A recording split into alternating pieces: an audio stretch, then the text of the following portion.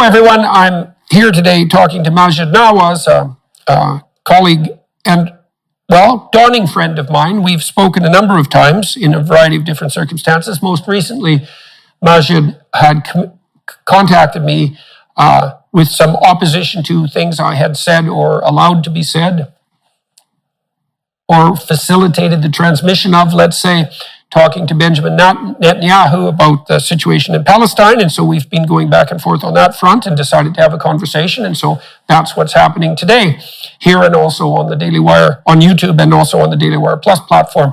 Maajid Nawaz is a British anti-extremist political commentator, activist, and podcast host.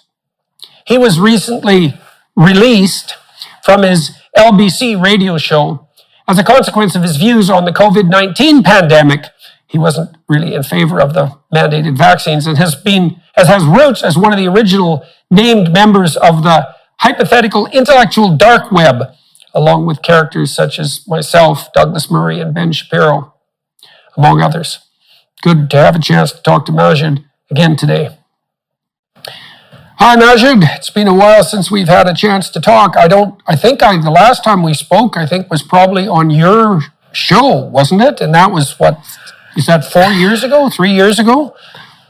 Thank you for remembering. I was very proud to be the first national broadcaster to conduct a long-form interview with you in Britain on the national airwaves, a job I was since cancelled from, but it was around the time of your own incredibly interesting conversation on Channel 4 when what became a meme, of course, from there, if you remember, was, so what you're saying is, and your responses to that persistent question basically were the stuff of legend. So it's a pleasure being here again with you, Jordan. And as I said, thank you for remembering that we had that conversation. They had some sound issues. Oh, yeah. It's still on YouTube and people can still catch that. And it was before the world went mad, I think, even though we could probably both see it was on the way to going mad.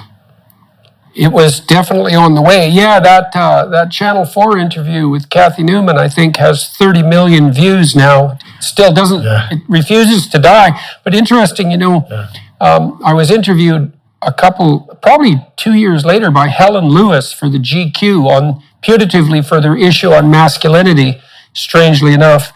And that interview, Helen had more tricks in her bag than Kathy Newman, and that interview now has 60 million views. And so, but they're both reflections of the same underlying surreal strangeness that we see ourselves constantly surrounded with now. Yeah. So, but that's not where I first met you, though. I first met you when I had just finished my touring with Sam Harris, and you had just come on the scene there with Sam and began your dialogues. And I was in the audience, actually, for some of those, especially the ones in London. And again, thank you for having us at your recent London event. Usman and my brother Usman that you met. We were very happy to see you there as well. We met, I think, with Douglas Murray, didn't we, at that point, for a dinner? We had dinner. Lunch? Yep. Yeah. Tammy was there, Douglas was there, you were there, and I think it was in his London flat at the time that he had. And we had a lovely conversation then as well. Yeah, it's been a while. It's been many years we've been in touch, but this is, I think, the first time we've sat down on your show. And it's actually, I'm very happy that we're doing this because I think the time is, me too. It's a good time. Yeah. So for everybody watching and listening, I've been corresponding with Maajid for the last couple of months trying to set this up, and a fair bit of that has circulated around the Abraham Accord issue that I've been speaking about and the Israel-Palestine situation. And so I thought we might as well hash that out to begin with. And so I'm not exactly sure how to begin that. Maybe I'll start by talking about my experience on the Abraham Accord front, and you can tell me, what you think about that, and then we'll dive into the weeds. So sure. I was very ill for a good while from 2000 and even 2018 when I was on tour, but it got really bad by 2021. I was kind of out of commission for about 3 years. And when I started to spring back to life, some people in my circle alerted me to the emerging fact of the Abraham Accords, and I started to keep an eye on them and was very struck by what was happening, the fact that this putative peace process was emerging outside of the confines of the State Department under the tender auspices of Donald Trump and his organization. And it looked to me like it had the potential to be an extraordinarily significant advance. And then I was struck by how much it was downplayed in the, let's say, legacy press, and also by the Democrats that I was working with, because I worked with some Democrats behind the scenes for a very long time and was unable to elicit from them any real enthusiasm for this move forward, which struck me as very, very odd, to say the least, and still does. And since then, I've investigated the process by which the Abraham Accords were negotiated with a number of the people who were directly involved, including the former Israel ambassador to the U.S. and the American ambassador to Israel, and still am of the opinion that this looks like an avenue to something approximating peace in an area that has been characterized by very little peace for a very long time. So in any case, that's the situation on my front, and we've exchanged a bit of email about that topic, and I'm very interested in your views about the Abraham Accord and about, to the degree that you regard that as relevant, about my involvement with publicizing it. Well, first of all, it's something I raised as well before I was cancelled on my previous show on LBC. I was cancelled, for the record, 3 months before my contract was due to expire, and the reason I was cancelled was very evident and clear to me. I have all the receipts and, in fact, 5 years remaining on a legal case that I initiated, and the lawyers were so happy with the case that they're doing it without charge. And my basic point was that I was cancelled for raising COVID mandates, being what I believe one of the greatest crimes ever committed or attempted to be committed against humanity. And I objected to the mandates and refused as a conscientious objector to take from the booster shot onwards. Having been coercively injected in prison against my will, I thought that it was absolutely unacceptable for the state to put me back in that position. Yeah, because everything I had been fighting for since up until that point, including on LBC, and this relates to the Abraham Accords question you've just asked me, Jordan, was for universal peace and love. And with the background that I have, which I won't go into now, it's well known, and if anyone wants to catch up on that, they can watch my other interviews. But with the background I have, I thought it was particularly important for me to reach out to all communities in peace and extend a hand of peace. We say salamu alaikum when we meet people, and I did so with, and I don't need to go over that as well. The track record there for the last decade, what I've been doing is very clear. It culminated in my dialogue with Sam Harris, Islam and the Future of Tolerance, and that turned into a film. So when the Abraham Accords came about, in that spirit, Jordan, of course you'd expect me to want to give peace a chance. And my views in reaction to that are on the record. They're all there online. And again, before my job was cancelled, in fact, clips were uploaded of me embracing the opportunity for peace. What I'd like to say in response to your question, but I think it was necessary, that preamble was necessary, because I think peace, and though it must be embraced, it has to be, regardless of power dynamics, I believe it has to be presented, the opportunity has to be presented as if we are speaking to equals. And I don't mean equals in terms of physical strength, war capabilities. I mean human equals. I mean cognitive equals. I mean spiritual equals. And for that reason, I'm probably, again, a caveat for what I'm about to say, I'm probably one of the most vocal Muslim voices in the West who has advocated for giving peace a chance. Considering my background and where I've come from, I have every excuse not to want to give peace a chance when it comes to how the world has treated certain people, including me, in the past. But I think it's really important that we have to fight for peace. And one of the ways that it's possible is, regardless of material power dynamics, we approach the so-called adversary, who's really a mirror of ourselves, as an equal. And the reason I mention that is that there's certain language around the entire question of the Middle East. And it's what I think I gave you a bit of a telling off. I'm sorry, Jordan. It's better in person with a smile than it is online. So I'm happy to have this opportunity to explain why I believe this is a much better way for us to progress. And that is because there are certain language that is used around not just the Abraham Accords, but peace in the Middle East, which can be unintentionally, can come with stigmatizing connotations that build up a feeling of otherness as opposed to bringing people closer together, which is a prerequisite for peace. Our language has to bring people closer together. If our language is stigmatizing while we're saying that we want peace, then unfortunately that's not the behavior of somebody that wants peace. That's the behavior of somebody who wants to blame the adversary for still being angry while they've extended a hand of peace. And the only persons that have the ability to do that are those that have the material power, in other words, the luxury to be able to afford speaking in tones that are divisive while saying, I'm extending a hand in peace. So a person that has nothing but their dignity to try and defend in any war situation will only ever expect people to address them as a cognitive and a spiritual equal on a human level.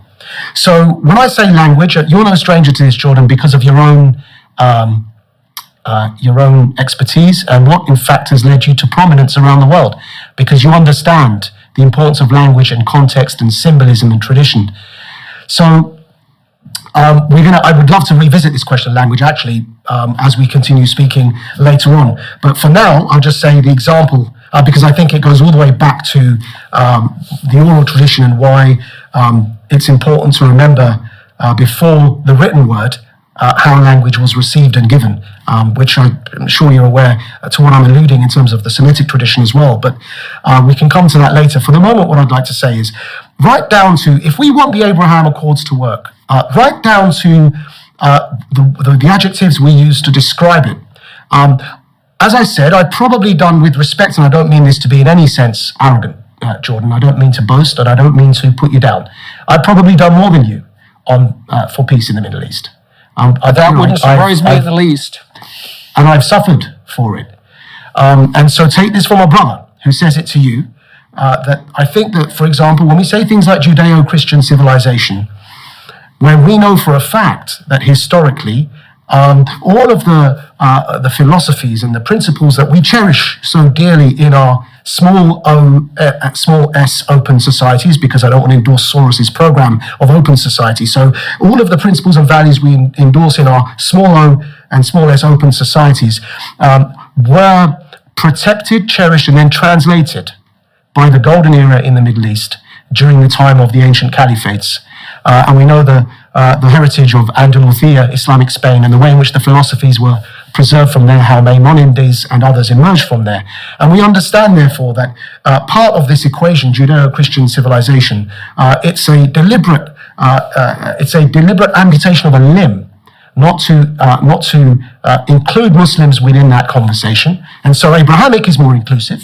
But I've noticed people increasingly use Judeo-Christian civilization when talking about challenging the woke, for example. Another problem there is that what does that lead to? Why am I raising that? Because the othering, words for me, I believe, are spells. And when we cast spells, we create feelings in people that receive those words. So when we speak in those terms, that excludes one key element of that from that conversation, though, of course, I know I'm a British citizen and I'm welcome here in this discourse. If it's a Judeo-Christian civilization I'm expected to assimilate into, then I will always be the other. And I will always be approaching this discourse from an outside perspective and will be heard as the other by those on the inside. But if we understand that our civilization isn't only Judeo-Christian, and in fact, right down to algebra coming from Al-Jabr, Al-Khwarizmi, who invented the concept, the cipher or the zero either coming from the Sanskrit in Indian or from the Arabic numerals. I could go on and on. If we understand that, then there's no way that philosophically we can ever find ourselves in a position where, whether with thought or not, there's no way we could ever raise a question that erases the existence of a people. And that's what I believe happened when you spoke to Netanyahu. I believe the attempt to erase the existence of Palestinians. I believe the attempt to present the squatter analogy In other words, as was expressly stated in that conversation between you and Benjamin Netanyahu, that this was empty land, had no occupiers, and therefore when we arrived, like the squatters in an empty property, we immediately have right over this land. And that recognizes absolutely no claim for Palestinians. I believe that's exclusionary language and doesn't aid the spirit of what's called the Abraham Accords. It, in fact, denies a people. And last thing I'll say, Jordan, last thing I'll say very quickly. Please. Go ahead. It's not a new point. It's not a new point. So when we do that, of course, how do we expect Palestinians to receive that language? If they receive it being excluded, that leads to reaction. In other words, anger. It leads to a separation, not a bringing together. And I acknowledge one thing, by the way, that the term Palestinian in our language is a modernist term. So I'm not getting stuck on semantics. I'm saying that there were an Arab people there as well. And they must be acknowledged. Whether you want to call them Palestinians, whether you want to call them Shamiyin, Levantine, today they happen to be in the area that is within Israeli military authority called the West Bank. Today they happen to say, okay, we're Palestinian because this is the ancient land of Palestine. I prefer not to get stuck on semantics. I know Netanyahu's argument is, but there was no such thing as Palestine. There was no such thing as Israel before 1948. There was no such thing as Pakistan, my parents' country of origin, of which I have a national ID card. I'm not dismissing or lowering or belittling any country. Yeah. So we have to, I think, acknowledge identity so that we can have the conversation, the spirit for which the Abraham Accords, the spirit for which it was named. I hope that makes sense. Okay, so you brought up three very complex issues there, and so let me walk through them one by one. So one of the things that has struck me very positively in my life in the last 5 years is the fact that the work that I've done, particularly with regards to the elucidation of the meaning of Genesis, has attracted a very large number of Muslims. And I'm very happy about that. And I've completed a number of podcasts with Muslim thinkers, I would say across the entire spectrum of Muslim thought, not comprehensively, obviously, but people ranging from pretty traditionalist, I would say Muslim fundamentalists, to people who are as liberal on the Muslim side as it gets.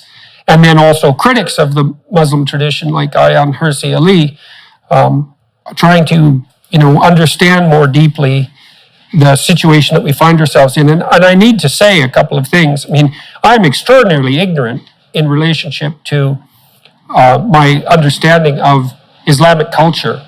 It's a closed book to me in many ways. I've done what I could to rectify that, but it's very difficult to come to an understanding of your own culture, much less to try to claim expertise in the niceties of someone else's culture, especially when it's an extraordinarily diverse culture.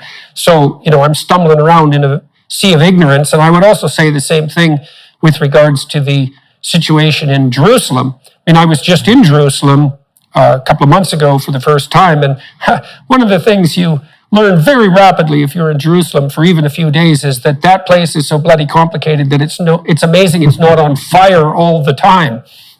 And so, and clearly it's also the case that whenever there's an ongoing conflict, like there is in the Middle East, it's because the situation is so complex that no one and everyone has a handle on it. No one understands, and that's why it descends into warfare. There's no agreement on what the realities are, and so people fight. And so the problem with commenting on that or putting a toe in the water is that the probability that you're going to say something stupid and the certainty that you're going to eat by piranhas approaches 100%. So now, having said that, I would also say that I'm very sympathetic to your notion that there's something very important to accomplish here in the next 10 or 15 years on the Abrahamic side. So you said that the notion of Judeo-Christian culture is exclusionary, and then you outlined a variety of problems with that. And that's an extraordinarily complicated problem, because I do believe that there are affinities between Christians and Jews and Muslims that are very, very deep. And they're particularly important right now because Muslims, Jews, and Christians have more in common than any of the members of those three groups have in common with this woke ideology that's pervasively sweeping the planet, that poses an equal threat to all three of those groups and whatever civilization might be founded on their joint and separate contributions. And the fact that Muslims, Jews, and Christians are squabbling amongst themselves in the rubble while the idiot woke ideology rages madly out of control is counterproductive, to say the least. And so, on the religious front, the Abrahamic religions share the belief in the centrality of the book. They share a fundamental monotheism, and then after that, then differences that are difficult to reconcile start to emerge, and no one really knows how to deal with them. So, obviously, one of the problems on the religious front with regards to Jews, Christians, and Muslims is conceptualization of the figure of Christ and also of the figure of Muhammad. And no one knows how to sort that mess out. And what you get are dogmatic insistences on both sides, with the Jews taking a completely different perspective. And, wars have been fought for hundreds of years or even thousands over exactly those issues. So I do believe there are important historical, what would you say? There's an important history that unites us, and there's an important body of conceptions that unites us on the religious side, in the broad West.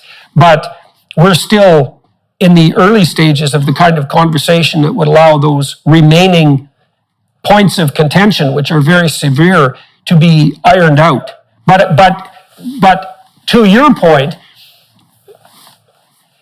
what that at least implies in part is that language that is predicated on the assumption that the central civilizing tendency in the West is only Judeo-Christian, that brings with it a host of potential problems, like the ones you outlined. And then you talked about the Netanyahu conversation with regards to the Palestinians and their erasure.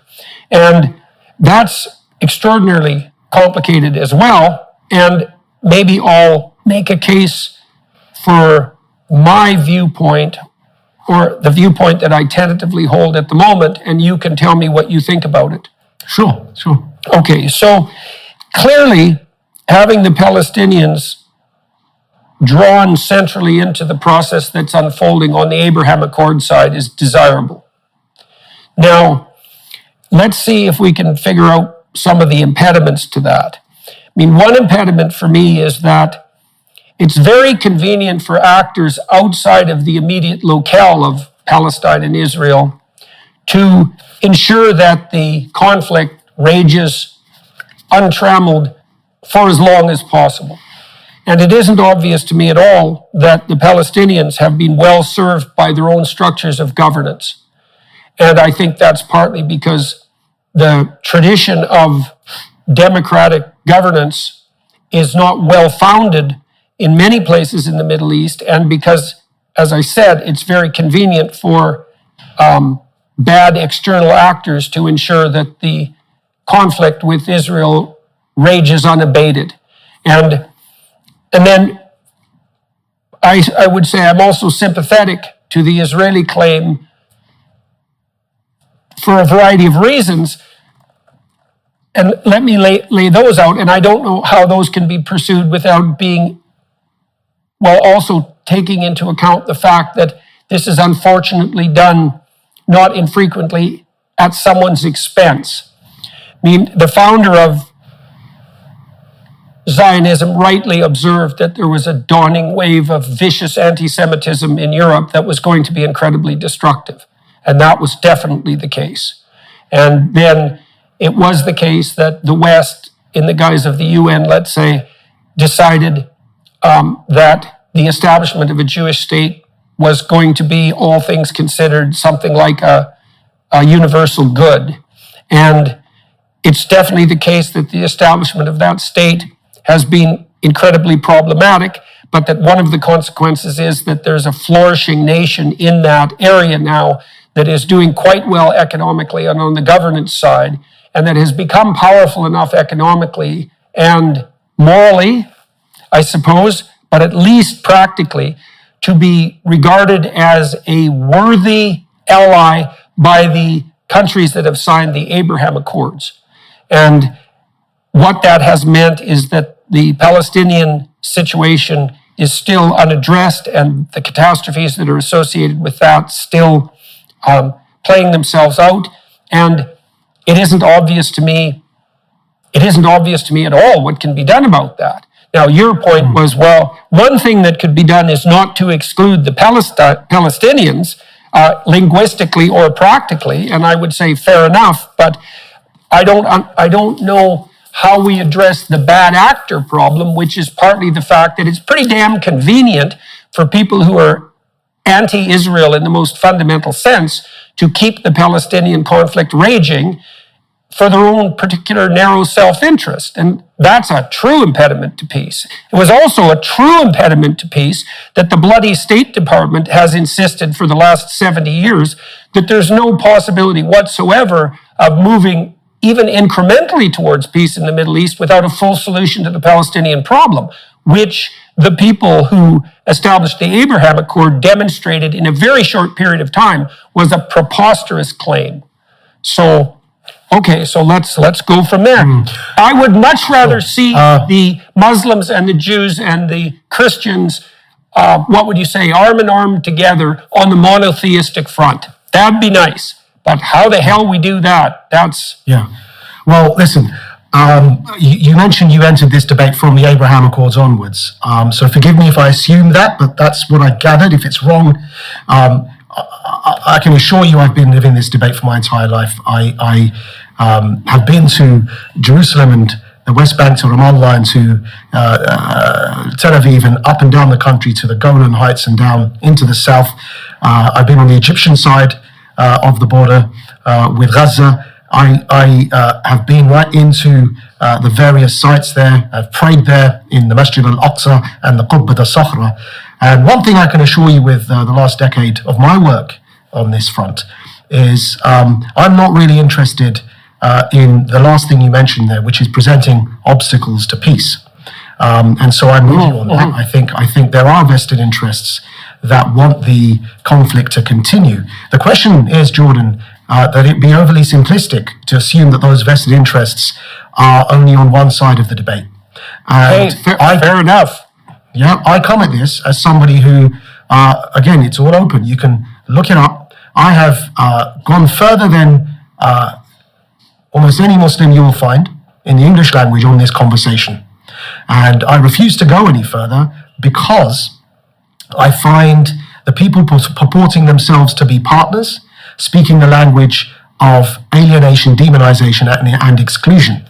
So let's agree on one thing.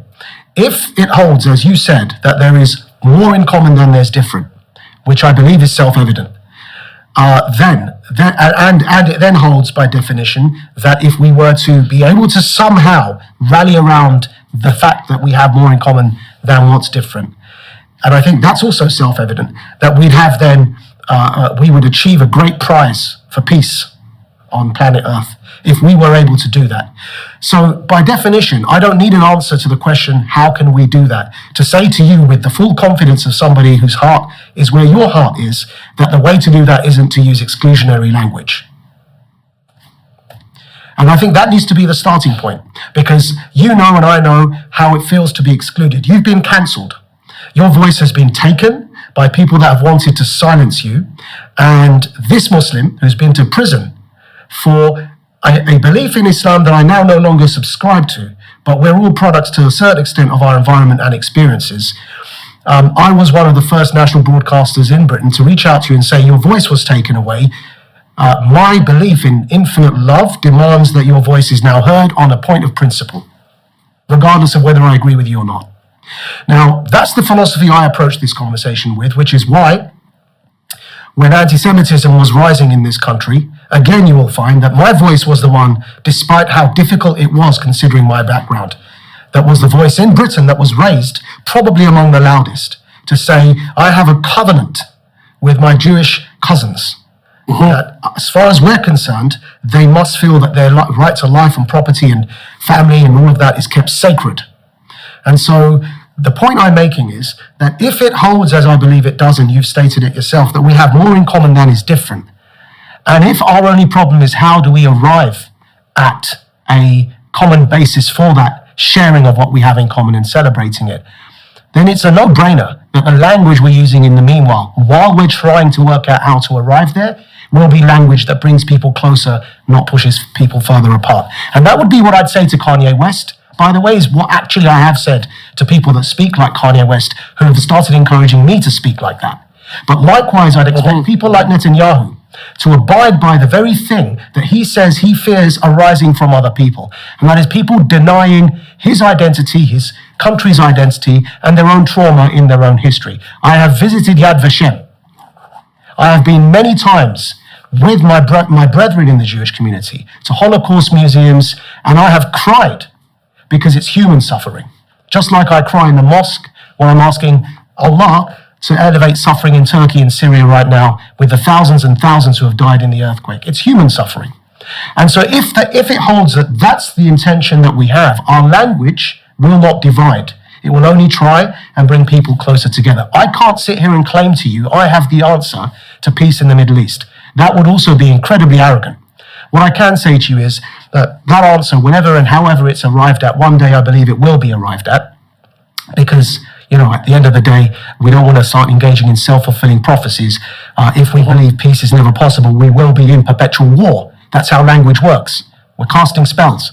So if I believe that peace is possible because I believe in the human condition enough to sacrifice for that in terms of my own background and where I'm coming from, and to have people attack me for saying peace is possible, then what I expect is my interlocutor will adhere to the same language that reflects their intention. I believe you're a smart man. I believe you're understanding what I'm saying, but I believe that there are vested interests on both sides of this war because there are people that believe in the Hegelian dialect. They've subscribed to dialectical materialism.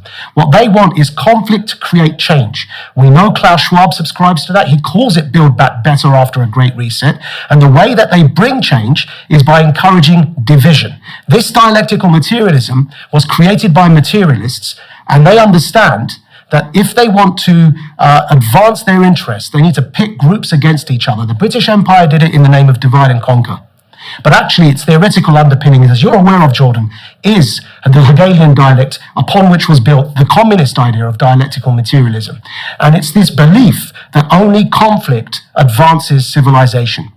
Now, that conflict can come in many forms. At this month's One World Government Summit, which was also happened to be, I believe, hosted in one of the countries that is subscribed to the Abraham Accords, the speakers, Klaus Schwab and the usual suspects, told us that they believe shocks to planet Earth are what are required to bring about the great reset that they are pursuing. Those shocks that they're talking about, whether it's a cyber blackout, whether it's the COVID mandate period and the shocks depriving us of our civil liberties, those shocks in the form of net zero carbon targets where they want to enslave us within 15-minute zone cities as if we're serfs, those shocks are designed to bring about conflict and riots so that they can create change through this dialectical materialism. Now, there's people that subscribe to that methodology on the Israeli side of the debate, which is hence Pfizer being a major culprit with the Israeli government in all of this. The Israeli government, today it's just been released, some documents name the 3 ingredients in those COVID mandates, but there are also people, of course, on all sides of the debate, not just the Israeli side. In Canada, where you're from, just today, or yesterday, Chrystia Freeland, the deputy PM, has announced the result of the emergency inquiry and stated that they were right to cut everyone's money off. Now, the thing is, Jordan, they're not stupid people. They know this angers people. They know there's a risk of riots. They know there's a risk of terrorism, but that's why they're doing it. Because if you can bring about the conditions in which people can't eat because they can't buy food, and as was published in the Times newspaper of London today, they're now suggesting rationing rationing in Britain to bring about the carbon targets, the Agenda 2030. Yeah, that doesn't surprise me in the least. I watched yesterday someone at the WF talk about demand management on the power provision side. So their bloody excuse is, well, we can't provide you with reliable power anymore, so we want centralized control over your appliances so we can shut down your use of energy when it becomes inconvenient for the system. Now, we've got to understand why they're doing this, Jordan, though. They're doing it so that the conflict increases on both sides. That's why you're noticing polarization go up everywhere, not just on the Israeli side of the debate, on the terrorism, so everywhere there's polarization, because that's their method for change. And so we've got to be careful we're not being useful patsies for dialectical materialism by using language that continues the divide, increases the divide, rather than bring people together. Okay, so the first thing I would say about all that is that I just rewatched Eisenhower's speech on the military-industrial complex, his 1961 speech with my wife this week, because I was curious once again what had motivated someone who was so well-versed in the machinations of the behind-the-scenes military-industrial enterprise to put forward that warning 60 years ago. And it's certainly the case that situation hasn't improved. And it is definitely the case that, as you point out, there are vested interests promoting conflict everywhere on both sides of every conflict. I mean, we're certainly seeing that play out on the Russia-Ukraine front at the moment, and that this is a complete Who are they, win. Who are they? That's Okay. Now, I think it's the wrong question, Maajid, and here's why I think that. Okay. So, well, there's this idea that is deeply rooted in Christian traditional thought of the idea of principalities. And a principality, I'm going to think about it psychologically instead of religiously. Sure. So what we're in at the moment is a war of idea networks. And an idea network has an animating essence. So you see that reflected in the use of terms such as zeitgeist, the spirit of the times. And you see that the animating nature of a set of ideas, when you look at photographs from different decades, you see how styles move and shift everybody across the decades. And that becomes very evident as you move away from the decades. I mean, people in the 60s didn't think they looked like people in the 60s, but you could sure tell now that they did. And that's partly because we're all imitating each other all the time, and we're all striving for consensus, and we're all possessed by webs of ideas that happen to be au courant during the time and place that we happen to be born. And we have a rat's nest of postmodern / neo-Marxist ideas operating behind the scenes at the moment that is rooted in a corrupt enlightenment. And it's rooted beyond that in an envious spirit of Cain-like vengefulness that's ancient. And that system of ideas tends to act like a conspiracy. And so imagine that so with one of my graduate students, just before I got canceled as a professor, we undertook a formal statistical evaluation of the universe of politically correct ideas. Okay, so here were the questions we were trying to answer. The first question was there a coherent set of ideas that could be identified as politically correct? And the way you assess that is you gather a tremendous number of questions about political opinion, as diverse a range as you can manage, gather them everywhere, and then you give those to thousands of people and find out their opinions. And then you conduct a statistical analysis and you see if people answer question A in a particular direction, what other questions are they likely to answer in the same direction? And are there correlations between those? Does that constitute a correlation pattern across many, many people? So the question is, what ideas hang together as a set? And we found there were two domains of ideas that hung together as sets on the clearly politically correct side, and one was a kind of inclusive, compassionate liberalism, and the other was something more like an authoritarian political correctness. So imagine you took the liberal, compassion, inclusive domain of ideas and you allied that with willingness to use compulsion and force. Okay, so that set of ideas, clearly two of them hung together and those two sets were correlated.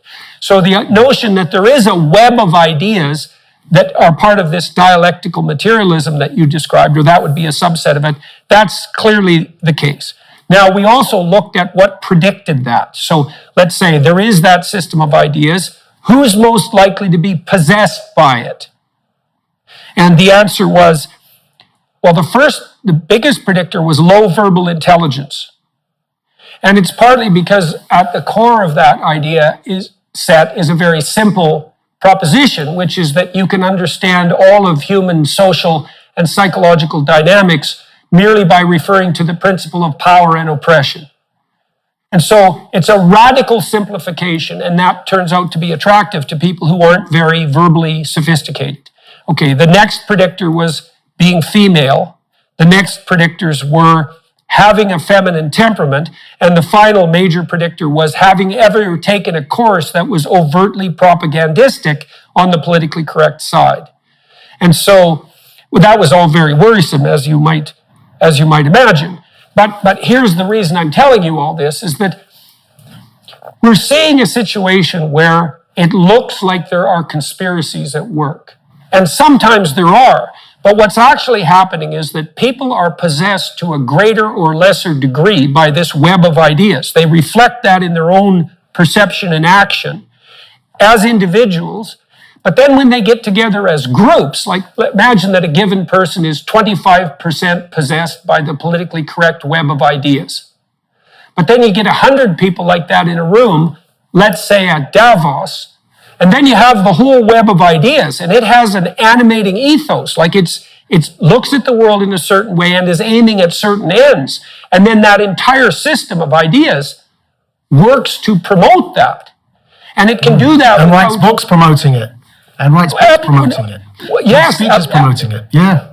Absolutely. Well, and it also means that it can operate in a distributed manner, because to the degree that any given person is possessed by some fraction of those ideas, they'll go off into their own domain and agitate on behalf of the idea system, and that's a principality, and that will act to further the entire catastrophe. And really, the entire idea system, in its most fundamental element, it's an idol. It's a false idol. It's a false religion. So, can I say, I agree with everything you've just described. I think it's a beautiful way of describing what I was alluding to. I don't think there's one mastermind stroking a cat sitting behind, a bit like Danger Mouse, which was a very famous British cartoon that I used to watch as a child, and it had this character called Baron Greenback, and he used to stroke the white cat and laugh and cackle as Danger Mouse. And Penfold, his sidekick, bespectacled sidekick called Penfold, who, bless him, happened to be quite short and balding with spectacles. I think the whole point was that they want to outshine Danger Mouse and Danger Mouse's presence. But I don't think there's some Baron Greenback figure stroking a cat, because I've met enough of the frontline candidates for those who fancy themselves as Baron Greenback figures, and I don't respect their abilities to pull off such a feat, having looked at them in the eyes and shaken right. Well, my that's the other. Yes, exactly. That's the other problem with conspiratorial theories, is that... Yeah, so I agree with your description of it. Where I would perhaps push you a bit to go a bit more into this description, perhaps an upper layer, if I may, Jordan, is to say that it struck me as describing the reality from one end of a dualist perspective. And I need to elaborate that. I need to unpack that to really explain what I mean. That happens, what you described. The reason people engaging in dialectical materialism are seeking to do this and utilize or weaponize political ideas for the purposes of bringing change, to exploit conflict for a direction of travel, which is what dialectical materialism essentially boils down to, the exploitation of conflict for a direction of travel. They would call that direction progressive. The reason they're doing that is because they are very upset with the status quo. And they believe that the status quo has not only failed us, but is actively harming us. Now, the problem I have with what you said isn't what you said. Again, I emphasize I agree with everything you said. I just believe you described half the picture. The other half of the picture is everything you said is also being done by those to whom it's being done to. In other words, those engaging in woke political activism, cancelling, they're reacting to the way in which the machine, the state, has such a power hegemony over them that it also, by the way, believes that the ends justify the means. Let's not pretend that when the state in Canada shut off people's money, that it doesn't believe the ends justify the means. And the problem here we've got is that we've got people resisting the status quo, opposing it with something just as absurd, because the vision they want to get to, equality, not equity, results in tyranny. But what they're opposing also has an element of the absurd in it, because we saw some of that with the unbridled corporatism that is on display through the big pharmaceutical companies and the way in which they're prepared to kill human beings for profit. Now, the problem here, that's why I said it's what you've described in my view is a critique of half of the problem. And if we can zoom out here and understand that this whole thing is caught in, the entire thing is caught in problem, reaction, solution, right? And if we understand then that the problem here isn't the proton or the neutron, but actually both of them recognizing they're parts of an atom, you know? And if they understand they're parts of an atom, if they understand they're part of one whole, then perhaps they won't approach the world's problems through a subject-object lens, an othering, through a perspective of my grievance, my pain, my victimization is valid and yours is invalid because you're the one doing it to me. That's subject-object, it's separation. And I believe that separation is at the root cause of all of this. If we could understand that, in fact, we were all, in our own ways, one part of an indivisible whole. There is no single center in a sphere, for example. Every point on a sphere is its center, and yet it's still a point, right? If we look at the world in a different way, I think that we could escape this trap, because the problem I've got isn't just with the woke people, Jordan, and I'm very happy with your work on that front, and I think that more so than most other people I can think of, if not all other people I can think of, your interviews on that front have been game-changing, and I congratulate you for that. But my problem is a lot deeper than that. My problem is, what I'm calling the machine, it demonstrated its power. Now, COVID mandates and the imposition of mandatory injections against a population and being told that we would lose our jobs, for example, we would remain locked in our homes unless we consented. That's not a woke thing to do. In the caricature of the sense of the woke idea that we have in our heads, that, to put it candidly for you, that is the state flexing its muscles and demonstrating that it can do what it wants because it's been captured. The second part is my analysis of it, because it's been captured by corporate interests. And in this case, they are big pharmaceutical corporate interests. So we've got, I think we need to understand that they're also engaging in subject-object. They're also engaging in otherizing. And I think that's where the problem begins. And therefore, of course, the solution isn't political. The solution isn't in any way short-term. This is a long-term solution to heal what I believe has become a global problem of human beings living in a state of permanent psychosis or separation from the life source. Separation from being connected, infinite love, an externalization of the other. And that's happening across the board, which is why we're seeing polarization. I can't think of a time in my lifetime, and I'm younger than you, I accept, that I've seen a polarization this severe around the world. And that's because everyone is the victim and everyone else is their oppressor. We'll be right back. First, we wanted to give you a sneak peek at Jordan's new series, Exodus. All right, so I would say the most sophisticated metaphysical solution to that problem of externalized oppressor narrative is it's the spiritualization of that. So let me walk through that very carefully, and you tell me what you think about it. So there's this idea. It's very difficult to know where to start this. So there's this idea that's laid out in the story of Genesis, in the story of Adam and Eve, that the garden that human beings inhabit is permanently co-inhabited by a serpent. And that serpent is the eternal predator of mankind. You can look at it biologically, and you can look at it, for example, as reflecting the fact that mammals and reptiles have been in conflict for 60 million years.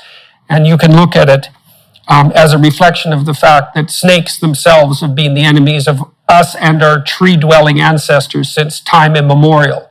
And you can look at it as a reflection of the fact that human beings are subject to the ravages of predation, and that's particularly true of infants.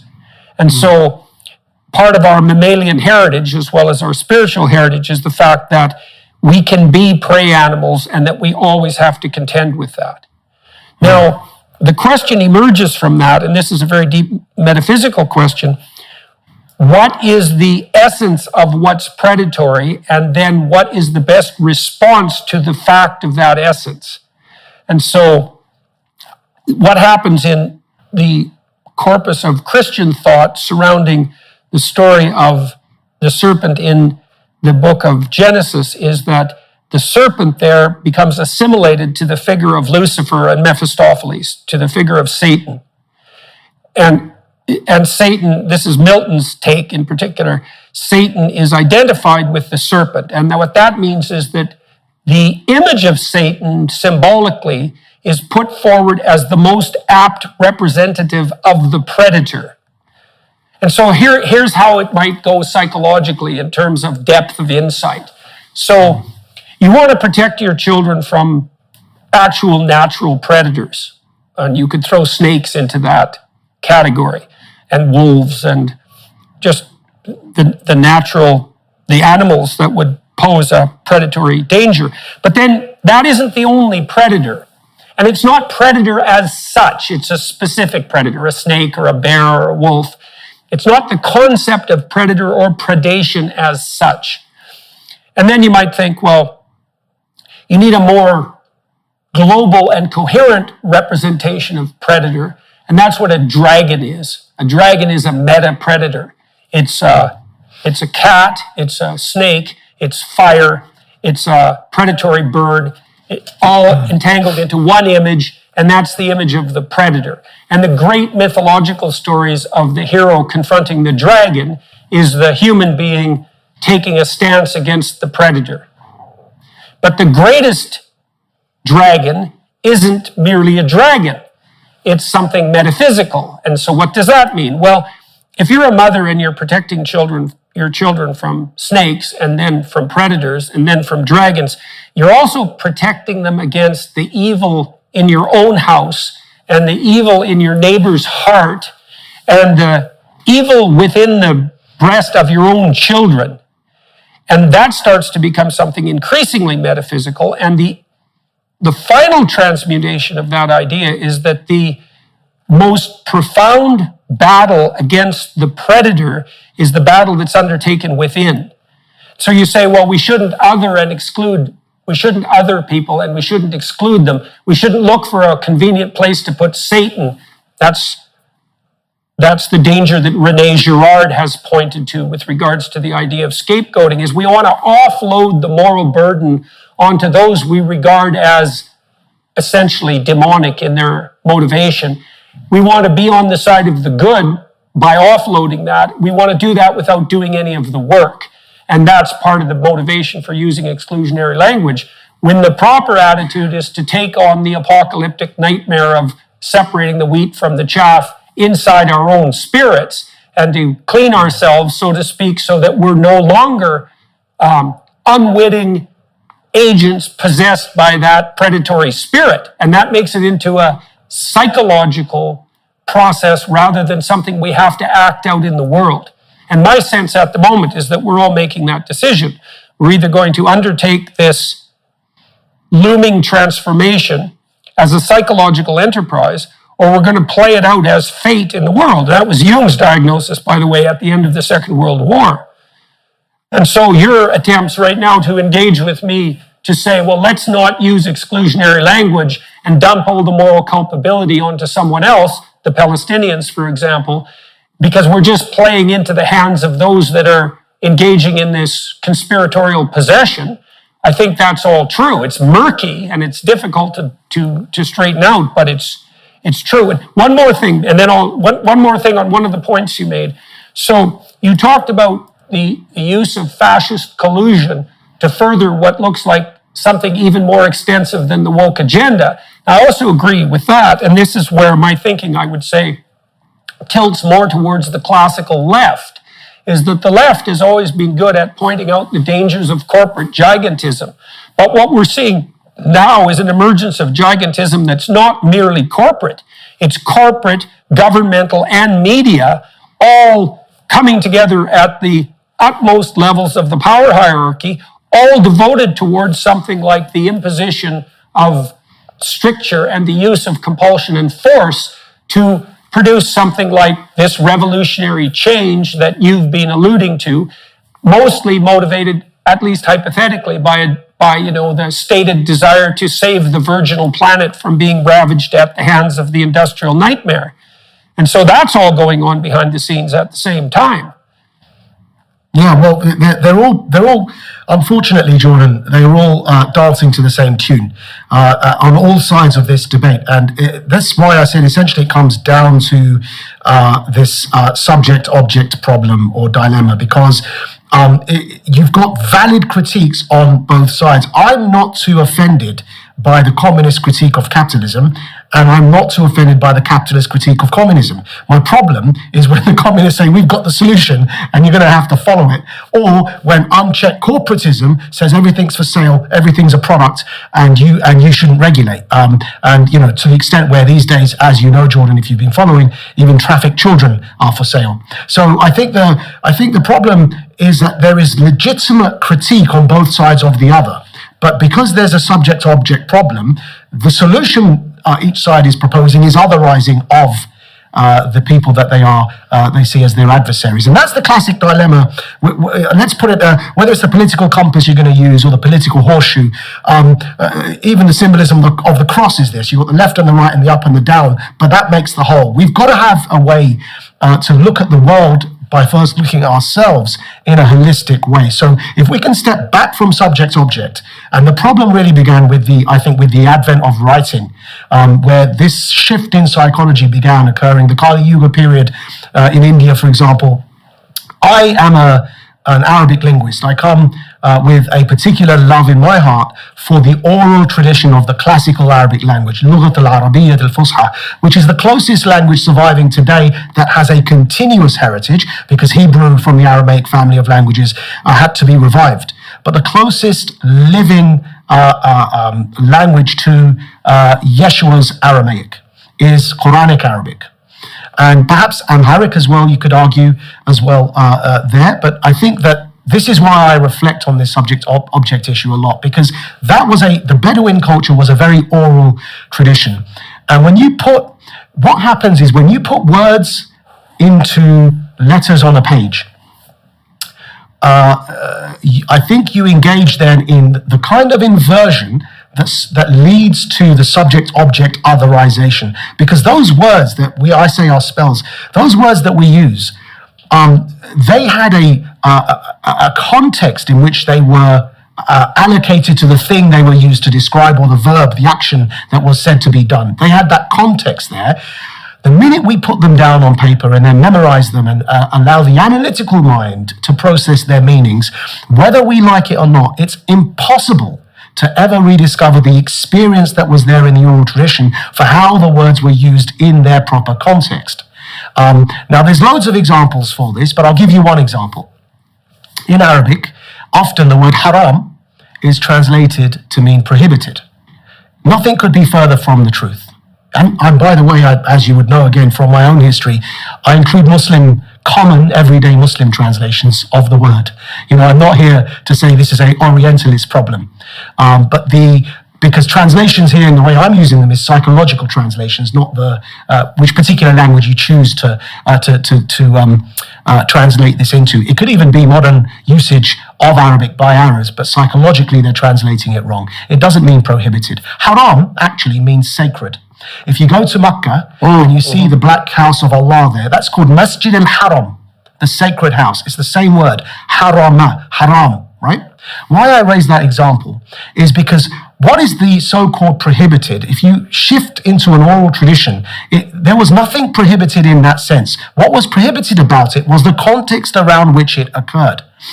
So sex outside of a sacred partnership, and I use that word again on purpose and not the word marriage, just to drive home the point I'm trying to make, Sex outside of a sacred partnership is the very same act, but in one context it's sacred, i.e. harama, sacred. In the other context it's haram, profane. And that's why the sacred and the profane are simply the silver and dark side of a mirror. The meaning of the word changes only because of its context. And again, marriage, to continue that example, why I said sacred partnership and not the word marriage is because the word in Arabic is zawja, for your life partner, your sacred partner. Zawja means pair. It doesn't mean wife, and it doesn't mean subservient. It means pair in Arabic. Yeah, you're pairing. So what we have is an aqd al-zawaj, aqd, which again, commonly mistranslated as the contract of marriage, means aqd al-zawaj means the tying of a pair. Aqd comes from the word knot. Now that word knot, aqda, which today is, again, mistranslated to mean contract, which takes all the spirit and love out of that, which is why you have these prenuptial agreements as well. Aqd actually means to tie a knot. So the aqd al-zawaj, the tying of a pair, they don't have to be married, they have to be in a sacred relationship. That knot that you're tying there happens to be the word for, again, commonly mistranslated to doctrine. Aqidah is from the same root there, aqada, which means, again, to have a knot with Allah. So you see how the context around those words are fundamentally different. We've lost that context because we've lost that oral tradition, which is why you and I agree that traditionalism can go a long way to restoring and healing those wounds that the overly analytical mind has inflicted upon itself by what we lost when we lost the oral tradition. Why is all of that relevant? Because, and forgive me for the long anecdote there, linguistic anecdote or hermeneutic anecdote, why all of that in my view is relevant is because it comes back to the problem we're speaking of. Once we take words out of their context and put them on paper, and I'm no Luddite, so I'm not saying the written word should never have been invented. The Prophet Muhammad, may blessings be upon him, didn't write the Quran down. It was never written down during his lifetime. It was actually collected on stones and leaves, and it was the third caliph, Uthman, who collected it in one book, which is why today it's called Mushaf Uthman. The one that you know and that everyone sees as the Quran is called Mushaf Uthman. That was only brought about and collected during the third caliph, during the caliphate of, or the successorship. Again, a word very mistranslated. Caliph means successor to Allah and his messenger. That's all it means in the temporal sense, because no one can succeed him in the prophethood.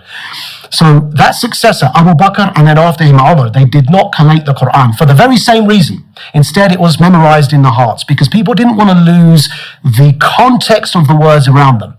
That tradition, by the way, of memorizing, as you know, carries on till today. I've memorized half of it myself, though I am a bit rusty. But it was the third caliph that then put that.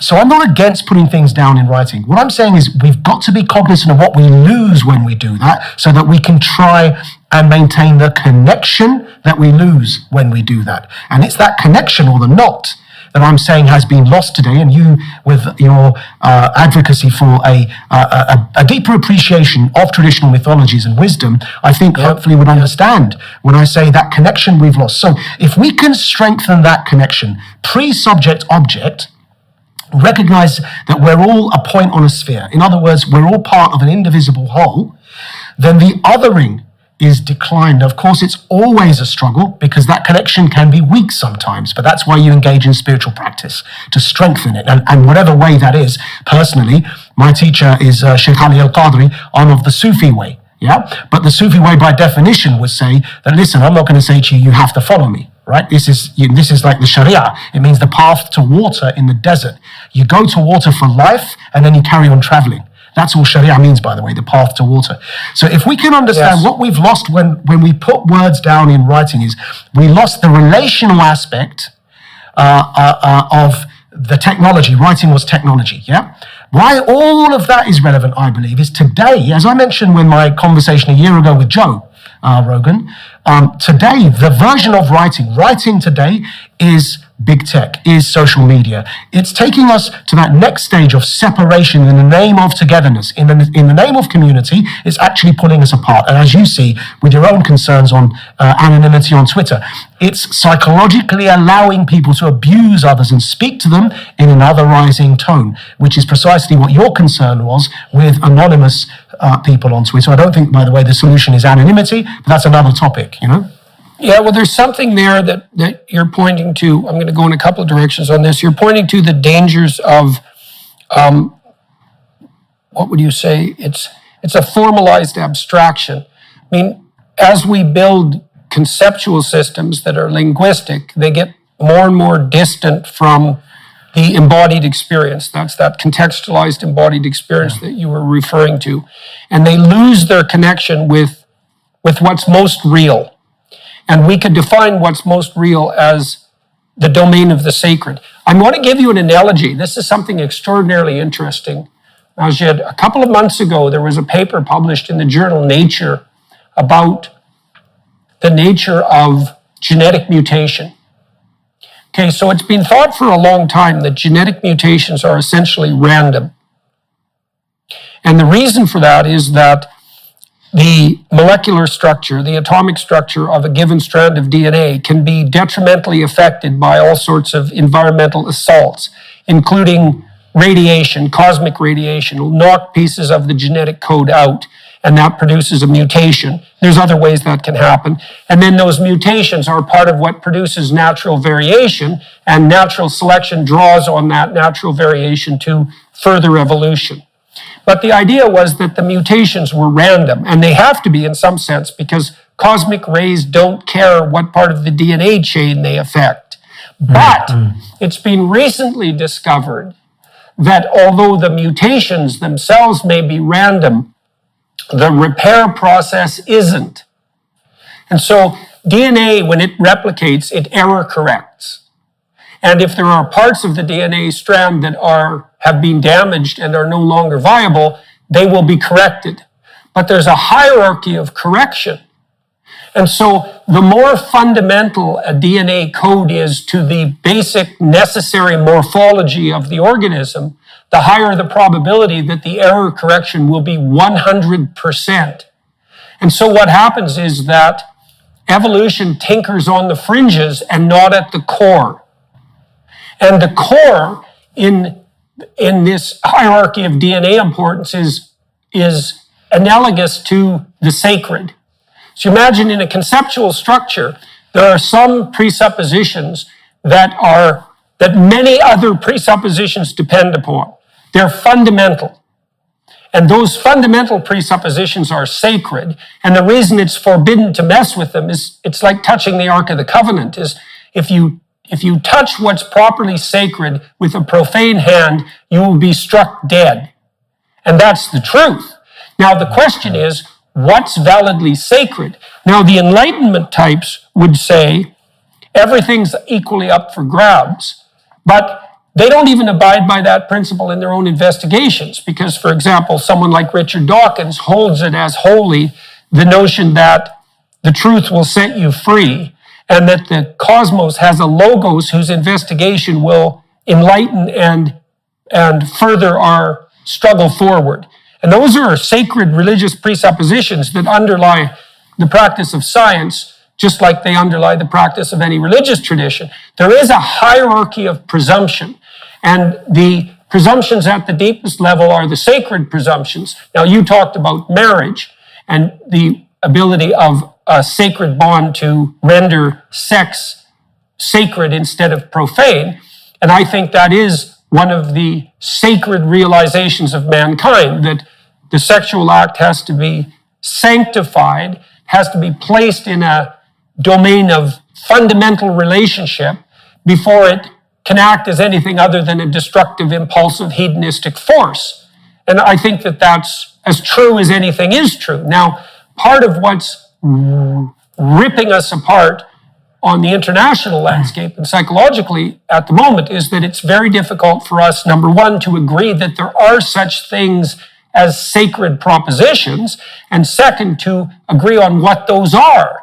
And this is part of what's also making it difficult for the Islamic, Christian, and Jewish faiths to come together. So one example of that, for example, would be continued debate about the centrality of the figure of Christ. And so perhaps we can delve into that to some degree, but I'd love to. That elucidates the landscape that we're dealing with in a little bit more detail.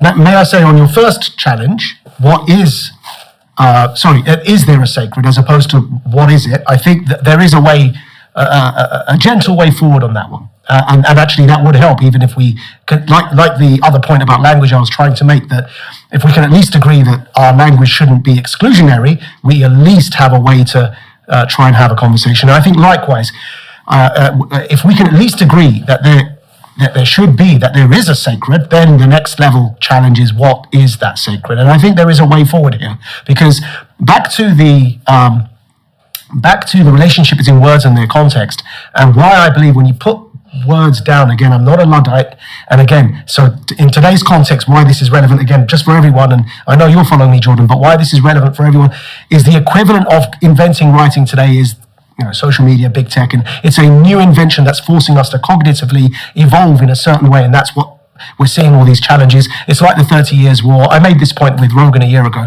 So I think there is a way forward to say that there should be a sacred, and why that is back to the invention of writing to serve as the case study for, or as the symbol for today's big tech, and its impact on us and its consequences we're having to live with. When they put writing down, what it did is it made us believe our future is ahead of us and our past is behind us. When in truth, our future is behind us and our past is ahead of us. And I need to unpack that. When you write history down in a book, you're going in chronology, in chronological order, because that's the inherent capabilities that we have and how we write, and whether in Arabic from right to left, in Hebrew from right to left, in Aramaic family languages, or from left to right in English, you're writing in a certain timeline. It's his story, right? It's the story of the author. And they cannot but either write from their perspective, or from the perspective of the king they serve, or from their perspective being a culmination of the efforts to gather the people's perspectives, but it will still always be their perspective on the people's perspective of what happened in history. So we cannot but help try and write in a chronological order. Now, what that leads to is another illusion, that our past is behind us and our future is ahead of us. The written word psychologically does that to us, I believe. The truth is, why is our past ahead of us and our future behind us? Because actually, if you look at it from the oral tradition, if you look at it from the Aramaic family of languages, Bedouins, people that lived for that connection, they were all about survival of their genes. You brought up DNA. It was about survival, their family. If they lost a child in that context, I mean, that means more than losing a child today, if you get my drift, because it meant cutting off of their entire ability to exist. That child could well have been the one that continued the future of that tribe. Your child is therefore your future, even though it comes after you, which is what I meant by the past is ahead of us. Your child is your future. The things you leave behind are the future. The things you've done, it doesn't matter. What matters is if you build it for your future, which is the thing you left behind, are your children. If we understand it like that, and that comes from the Bedouin collective kind of, and when I say collective, I don't mean in the communist Soviet sense. I hope you understand. I mean in the every point on a sphere is the center of the sphere, and yet it's still a point. Yeah. When you understand it in that context, you understand that sacred, if it were to mean anything at all, would be to be doing actions as an individual and as a community that don't harm that child.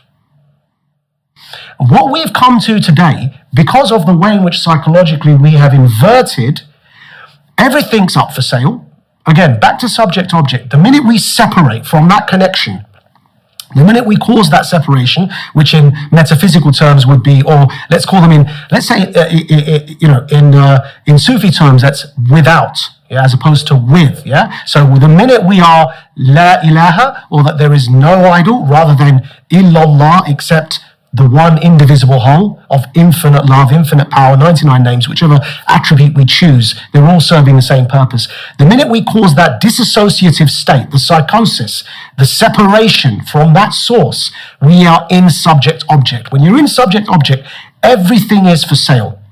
When everything is for sale, there is no reason not to include children, and that's where we find ourselves today. Now, whether it's the trafficking I raised earlier, which, by the way, is not just it's everywhere. The reason I say is not just because it's also in Kiev, the war that we are so arrogantly supporting. So the problem is it's not just the trafficking, as you know, Jordan, with this decision that underage prepubescent children have the right to consent to their genital mutilation without parental involvement at all. Again, is a profane stance to take. It's unforgivable. Yeah, but that demonstrates the subject-object problem. We have commodified everything, and that's only possible because of separation. And I've come to these conclusions, Jordan. Don't get me wrong. This is the evolution of my own thinking on this, because it began with the Uyghur genocide. I was pre-cancellation on LBC. The Uyghur situation shocked me to my core. And I saw a coming technocracy and how it can enslave an entire people. And then when COVID hit, I had already, because I don't know if you followed any of it, and forgive me again, this is not to boast in any way, but I did a 4-day hunger strike for the Uyghur Muslims, complaining of the Chinese Communist Party's treatment of and disrespect of their heritage. They could have been Tibetan Buddhists. They could have been Chinese Christians. And in many campaigns I've involved in, they have been for not just Muslims, right? That's why I'm making that point. But it shocked me to my core, because I saw a coming technocracy and what's possible with the end result of the direction of travel that certain people through their dialectical materialism would like to take us to. And that's what I call the technocratic tyranny.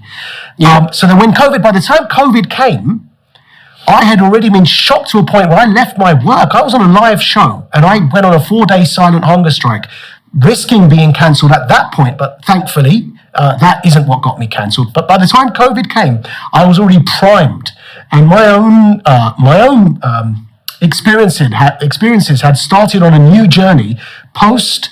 Not just from post-prison, but post even everything I've done in the last 10 years, that evolution had to carry on, because I had to look at myself and see what things have I participated in my own last 10 years of campaigning that could have perhaps helped that technocratic train along its tracks, whether unwittingly or not. And I realized, for example, I've said things like, these nations are undemocratic.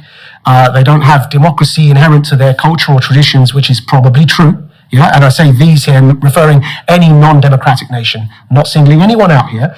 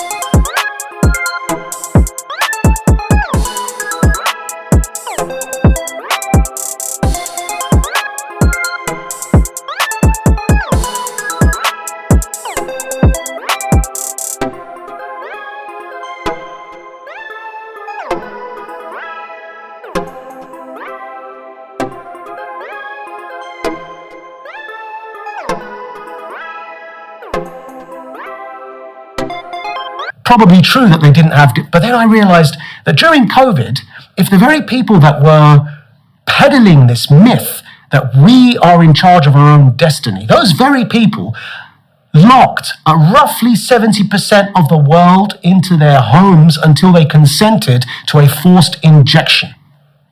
Those very same people could turn off your money supply just because you were protesting out on the streets of Ottawa.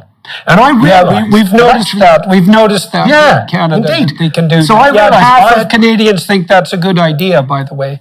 Crazy, right? But I realized I had been unwittingly participating in the problem. It's why I'm explaining it in this way, to say I've also been on a journey in that way, to realize that I had been participating in a problem, because my belief up until that point was that there were certain countries in the world that were under tyranny and that others that were free. And the truth is, there are certain countries in the world that are under the illusion of freedom and the rest of the world is under tyranny. And the illusion of freedom is still okay, comfortable. But you better bet that when they want to turn off your food supply, your money, your ability to trade and buy and sell, Agenda 2030, Jordan, have a look at it. Their ideal is zero meat consumption I know, by 2030. I know. Yeah. No cars. So, I know. So I realized that I had become an unwitting tool for advocating for certain civilizational values that I still hold dear to. And by the way, I have sacrificed for. And the people I thought that were my allies in advocating for those values are actually my enemy. But enemy I don't mean in a warlike sense. I mean intellectually. My adversary, to be politer about the situation. They don't subscribe to these values whatsoever. And so then I realized what was wrong in me to be unable to see that. And I realized that I had also fallen prey to this problem. I was describing one half of the dualism I referred to earlier. I was in the yin and not the yang, or the yang, not the yin, and not realizing that if you zoom out there's an entire atom. And if we understand that, we cannot but approach it with love. And you mentioned you wanted to talk about Yeshua. But this is the same. I want to comment on your circle, Please. on your sphere metaphor. Okay, so I read a very interesting description of God once, and this is derived from Jewish thought, and I believe I encountered this when I was reading Jung. So the proposition is, God is a circle whose circumference is nowhere and whose center is everywhere. Yeah. And that's allied with this idea that each person is of divine worth and made in the image of God. It's the same idea, right? Is that each of us is a center. And that's a very strange thing, because we tend to think of things as having a single center, but whatever the world is complex enough so that it has a multiplicity of centers. And I do believe that to be the case. And I do believe that each of us is, for better or worse, at that center. I also think that center, by the way, is symbolized by the cross, because the cross is the center and the point of maximal suffering. So that's part of what that symbol means psychologically. And so now you say that things go astray when we forget that, right? You're using the metaphor of the sphere, and I think that's right. Things go astray when we lose the notion that each human being is a locus of divinity in the most fundamental sense, and that it's the moral responsibility of each person to make that divinity manifest to the degree that they're possible, and that the world is a much lesser place when people don't do that. And it's incumbent on you to take yourself apart to see where you're failing to do that long before you worry about whether someone else is failing to do that. Which doesn't mean that you should, lay yourself open to idiot victimization on the tyranny front, but it does mean that you shouldn't put the cart before the horse. And it is very easy to see the problem as out there in the world, which it also is, instead of it being something that has to be contended with within the confines of your own heart. And it does start, and this also ties back to our discussion about what constitutes what's sacred. So in the tradition emerging... Did you agree with my basic proposition on that note there, on the one that there is a sacred? Yes, absolutely, and that's absolutely. Well, and that idea that sacrality is associated with the notion of diverse centers is metaphorically and symbolically and historically appropriate. And then you might ask, well, what does it mean to be such a center? And I would say, and you've been stressing the idea of love, for example, in this conversation. And so here's a couple of definitions of love. All right, so one would be the commitment to the commitment to the proposition that it would be better if everything flourished. So that's the notion of life more abundant, and that's the opposite of an antinatalist approach. So the sacred approach that insists upon the centrality of each individual is predicated on the idea that existence itself is fundamentally good if existence is operating according to the principles of love and according to the principles of truth. So you see in the Genesis story, for example, God uses the divine word to create order out of chaos. And the divine word is honest, but also devoted towards love. And the idea is that words spoken in that spirit bring about the order that is good and transmute the cosmos as a consequence. And that each of us is doing that wittingly or unwittingly, worse or better, with every word we speak. And that's partly why the idea of the logos, which is the divine word, is so central, particularly to Christian thought, but obviously also to Islamic and Jewish thought, because there's a tremendous stress laid on the sacrality of the word.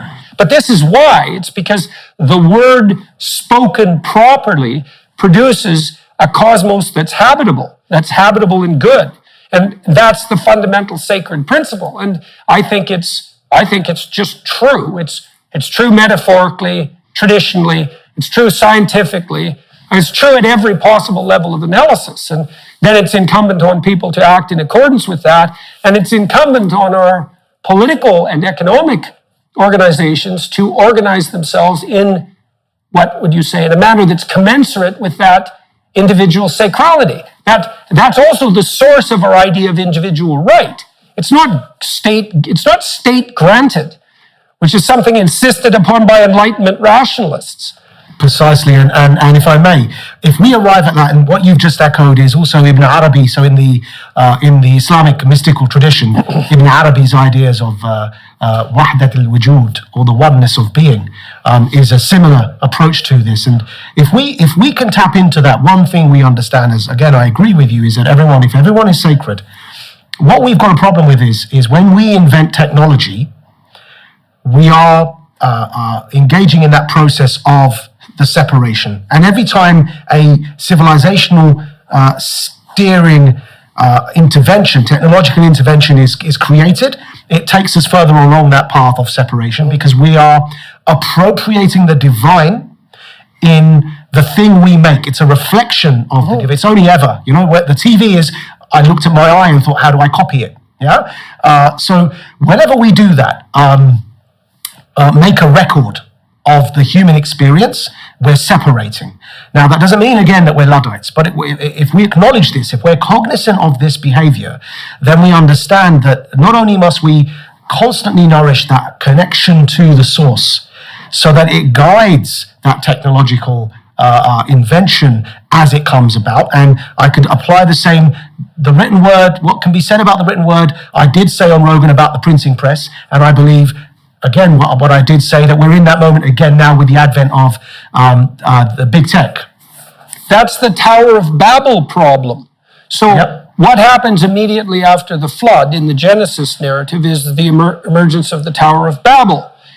Let's call it, you could think about it as an antidote to the flood. Too much chaos. What'll we do?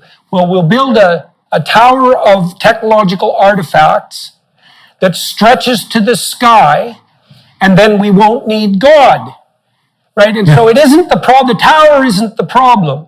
It's the presumption of the tower builders and the tower inhabitants that the tower now supplants the transcendent. And that's the problem, let's say, of the communist doctrine, which is fundamentally materialistic. It's like, and that's why it becomes totalitarian. That's its attempt to supplant what's transcendent. And the consequence of that, so interestingly, in the Tower of Babel story, is that the presumptuous technocrats and bureaucrats and perhaps scientists and technologists build the Tower of Babel as an alternative to the proper divine, what would you call it, liana between heaven and earth, and then it takes on this nightmarish quality, and the end consequence of that, Maajid, is that no one can speak to each other anymore, is that the most fundamental elements of communication become fragmented to the point where no communication is possible, because everything truly sacred that would ground communication has now been dispensed with. And then we're in the situation where we ask, well, what is a woman, for example? Yeah. So you know exactly what you've just said there is exactly what I've been trying to say as well. So we're on the same page now, on all of this. And so extending that tech analogy, if we're not constantly nourishing that connection to the source, in other words, the with rather than the without, yeah? So if we're not constantly aware of this danger, and it happened with the printing press, it happened with the written word, it's now happening, we're in the moment, I believe, where big tech is doing that to us. It's creating that Tower of Babel, division, separation, in the name of unity. In the name of unity, we're encouraging homogenization with absurdly no foundation upon which we can ever agree upon for consensus. So it's a very strange situation we're finding ourselves in. That if we understand what that does, we understand that institutions and systems have inherent within them the tendency to create and further that separation and disconnect or psychosis or dissociative experience. Institutions and systems do that by definition, which is why the worst example of it is the communist state. But if we understand that, then we understand another thing, another great insight, I believe, and that is that the void that is created by the invention of this tech, which leads to becoming incorporated in systems and institutions, the void that is created between the dot on the sphere and the sphere itself. In other words, in recognizing that indivisible whole, we're also recognizing that we're each a point. Yeah, we're a wavelength, we're a particle. So that gap between being a wavelength and a particle, being a dot on the sphere and being the sphere itself, the institutions are the thing that are widening that gap. Systems are. I call it the machine. This is why Yeshua is important, because Yeshua comes with love. And one thing, again, that we have in common, by the way, is the understanding of the abiding importance of Yeshua and Yeshua's return. Why? Because symbolically, what does that mean is the void. And by we, do you mean Muslims and Christians? Yes. Okay. Here I'm talking to you in the singular here. The we here is you. But metaphorically, of course. So what it means for the broader conversation is that void that is created there when we have systems adopting new tech and the separation that creates between the human and the machine. That void has to be filled with love. It's the only way we can go forward. And this is the sacred version of it as opposed to the profane version of it. But if we take out that love, if we take out the sacred connection, you will end up with the profane. You will end up with this technocratic tyranny. We're in it, we see it coming. It's already above us, it's over us. And the sense for human dignity, respect for the individual's choices, the sacredness of the individual is being erased. And that's what the COVID mandate period demonstrated. It's what the 15-minute cities are demonstrating. Oxford in the United Kingdom, the famous Oxford city, has already passed this. To my knowledge, the only city in the world that actually proposed it as a council and then decided to backtrack and then promised they would never enforce it was ironically the town I was, it's a city now, it's a town then, the town I was born in, Southend-on-Sea in Essex, which recently announced it would permanently no longer consider adopting this 15-minute city. Oh, good. Other than the city of Southend in Essex, all other cities are adopting this. And so we're seeing the encroachment of this technocratic tyranny because I believe we have this separation is going to become exacerbated unless we remember our connection to the source. And in that vein, it's again why I believe that otherizing language in this moment we're in we have to be so careful about it because it's ready to blow, Jordan. Across the world, right? You look at Modi in India, you look at Netanyahu in Israel, you look at the COVID mandates in the West, you look at Hamas, the whole world is ready to blow. The polarization has got to Iran, which you and I, again, with our posts online, we interacted on the topic of Iran. The whole world the tectonic plates have shifted to a point where some shocks are coming our way. And we're at a crossroads. And the only way we're going to get through this in a way, I believe ultimately we will get through it, by the way, but I cannot but advocate or perform the role that I believe I'm here for, which is to advocate that we get through this in a sacred way, in a way that is not profane, in a way that protects the sanctity of the human being. But we, all of us who believe in that need allies in that task, because I believe we're at a crossroads. It's a very, very sensitive moment we're in, and I don't believe most of our colleagues appreciate the moment we're in, most of them. As the blues singers from the American South know well, you meet the devil at the crossroads. So Precisely. And there's friends of ours that we have in common that I believe have failed. They've missed this completely. well, we keep talking, all of us, in the hopes that we get smarter as we do so, and we'll hope we manage that, and maybe we manage that together to some degree today. We're out of time on the YouTube front here, and that's a pretty good place to end, even though obviously we could keep talking endlessly, which is pretty much what both you and I do. And so I hope we get a chance to pick this up again in the not ridiculously distant future. I'm coming to the UK in April, and maybe we could meet then. I've also started an enterprise called the Alliance for Responsible Citizenship. That's an attempt to provide something like an alternative to this Tower of Babel horror that seems to be descending upon us. And in any case, for everyone who's watching and listening on the YouTube platform and its associated channels, thank you very much for your time and attention, and to the Daily Wire Plus for facilitating this conversation and setting it up technically. That's much appreciated. To the film crew here in Seattle, thanks for your time and efforts. And Maajid, everyone, I'm going to continue talking to Maajid for another half an hour on the Daily Wire Plus platform, and we'll do something more autobiographical, delving into Maajid's history and the manner in which his interests and problems have made themselves manifest in his life. And so if you're interested in that, head over to the Daily Wire Plus side of things. And thank you very much, Maajid. It was very good talking to you, and I think we got some distance today, so hooray for that. Thank you, and you're always welcome to London anytime you come, and Tammy as well. We've met obviously on many an occasion. I'm yet to meet Michaela, but you're always welcome, and our door is always open for you, and you're also always welcome to appear on any of the platforms we have at any time of your choosing and comfort, whenever you are ready or not. It's up to you, but our door remains open for you. So thank you very much, Jordan. Great, man. Appreciate the invitation. All right, well, thank you all very much, and ciao, Maajid. Hello, everyone. I would encourage you to continue listening